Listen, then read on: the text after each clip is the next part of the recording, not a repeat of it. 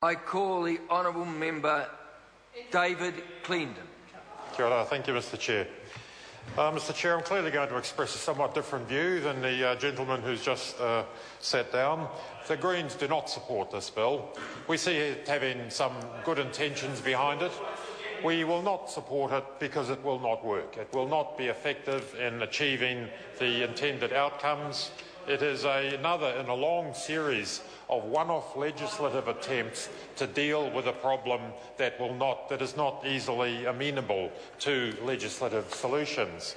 And that is something that the National Party actually knew that once upon a time, and I'll return to that point a little later.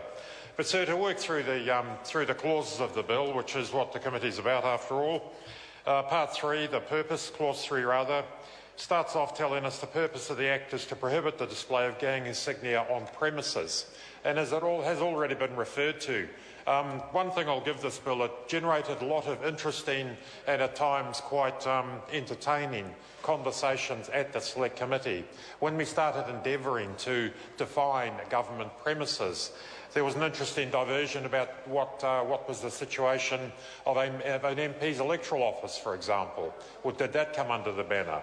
But more seriously, or shall I say less seriously, you get these slightly ridiculous situations, as has been referred to, where one can stand on a footpath outside a WINS building or a public office of some sort, and that's okay.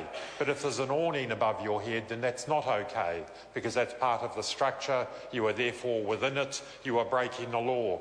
This puts police, I think, the example of the bus stop, the bus shelter. A gang member wearing a patch, sitting in a bus shelter, is breaking the law. An invidious situation to put the police in fact. Somebody wearing a patch but otherwise minding their own business for the moment, not up to mischief, sitting in a bus shelter. Any police officer witnessing that is obliged to arrest that person. And that's just a ridiculous situation. So the whole debate about defining premises actually highlighted that it's not an appropriate or a practical solution. Sadly, we won't be supporting the New Zealand First SOP either, on the same basis that by adding a car park to a premise, for example, it means a person wearing a patch driving and parking their car before they even get out of the vehicle, they've broken the law. And I don't believe that is actually the intention or the nature of the problem that this sets out to solve. Similarly, and I think it's interesting, I don't believe that any other piece of legislation has ever before tried to define what a gang is. And in this case, that's what this bill sets out to do. It lists 30-odd named gangs as being that their patches, insignia, etc. are banned from public premises. But it also sets up an opportunity for other organisations, other gangs to be nominated, added to that list, added to the schedule. And again, we suddenly start tying ourselves in knots in terms of trying to determine what is a gang. We've had gangs in New Zealand for something close to 50 years, and I do think it's interesting that nobody's ever tried to define a gang in legislation before. And I think the difficulties the committee has had in that sense just highlights perhaps why it hasn't been attempted before.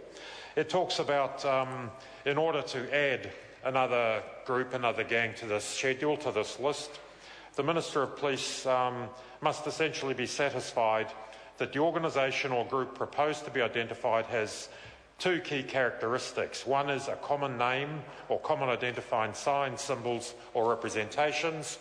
The second is that its members, associates or supporters individually or collectively promote, encourage or engage in criminal activity. And I've used the example before of Normal, the marijuana campaign organisation. They have very distinct symbolism around their organisation. They also actively encourage individually their supporters or even members. They have one particular concern with the law, that is they do publicly smoke dope, J-Day, once a year. On that basis, Normal could be deemed to be a gang and added to this list, which would be quite ridiculous, I'm sure you'd agree, with exceptions. Let's stretch another, only slightly longer bow. Greenpeace has very clear and obvious branding We know if we see a Greenpeace symbol, what organisation that is representing. If members, supporters individually of that organisation commit a crime, Mr Chair. I'm going to let David Clinton have another go. Thank you, I Mr call the Chair. honourable member. Good decision. Thank you. If an individual supporter of Greenpeace, somebody who had occasionally flicked them $5, was found to be engaging in criminal activity, that would again enable that organisation to be defined as a gang, which again would be quite ridiculous. But we do have to recall this is a government who recently made it illegal to protest at sea in defence of their beloved mining, drilling and so on agenda. So, sir, already you see that this bill does carry with it a considerable burden of anomalies, and that's a good word for the night, I think. It actually is not as straightforward as one might think to define gangs.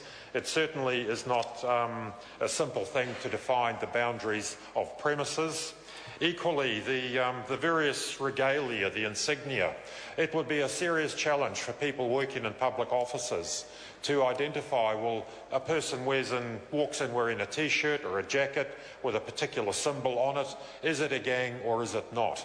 We looked at a number of photographs. You can go to any or to many stores or look online, and you will see clothing that looks very much as though it belongs to a gang, when in fact it will not.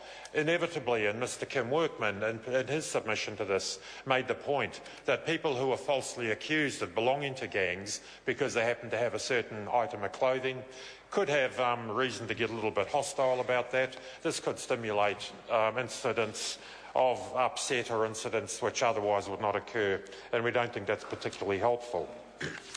At a more general level, I made the point that this government, once upon a time, the national government actually understood that one-off legislative solutions are seldom actually lasting solutions.